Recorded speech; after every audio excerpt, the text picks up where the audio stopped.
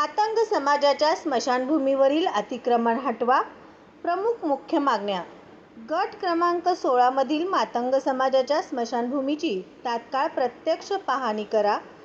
भूमी अभिलेख विभागामार्फत त्वरित मोजणी करून स्मशानभूमीची मूळ हद्द निश्चित करा. स्मशानभूमी व सार्वजनिक रस्त्यावर झालेले अतिक्रमण तात्काळ हटवा.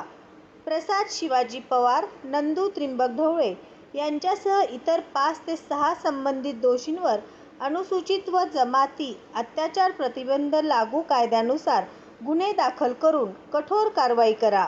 मातंग समाजाच्या स्मशानभूमीची कायमस्वरूपी संरक्षण करण्यासाठी आवश्यक ती प्रशासकीय उपाययोजना करा. मागण्या मान्य न झाल्यास दिनांक 3 ऑगस्ट 2026 रोजी ग्रामपंचायत कार्यालय बोधेगाव येथे आमरण उपोषण. न्याय मिळालाच पाहिजे. मातंग समाज, बोधेगाव.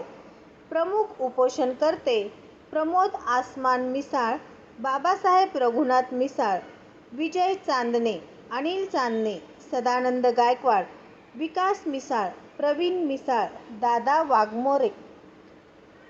वाघमारे, आत्माराम घोरपडे.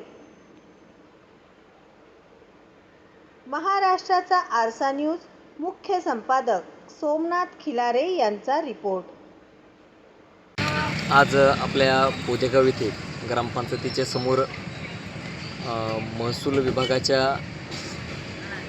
विरोधामध्ये गेल्या काही 2 महिन्यापूर्वी बोधेगाव येथील गट नंबर 16 मातंग समाजाच्या स्मशानभूमीवर काही कथित प्लॉटिंग धारकांनी स्मशानभूमीवर अतिक्रमण केल्याच्या निषेधार्थ आम्ही बोधेगाव ग्रामपंचायतीसमोर मातंग समाज या ठिकाणी उपोषण करत आहे. आणि गेल्या 1.5 महिन्यात त्या लोकांनी मातंग समाजाच्या स्मशानभूमीवर पोल रोवून तार कंपाऊंड करून त्यांनी त्याच्यावर ताबा मारलेला आहे. आमची महसूल विभागाकडे, माननीय तहसीलदार साहेबांकडे, प्रांत विभागाकडे रास्त मागणी आहे, प्रामाणिक मागणी आहे की त्यावरील त्यांनी केलेलं अतिक्रमण काढून आम्हाला त्यावर मातंग समाजाला न्याय द्यावा व सदर त्यावर प्लॉटिंगवाले जे आहेत प्रसाद शिवाजी पवार, नंदू त्रिंबक ढवळे यांच्यावर कायदेशीर कारवाई करून त्यांना जास्तीत जास्त सजा करावी अशी मातंग समाजाकडून अपेक्षा करतो.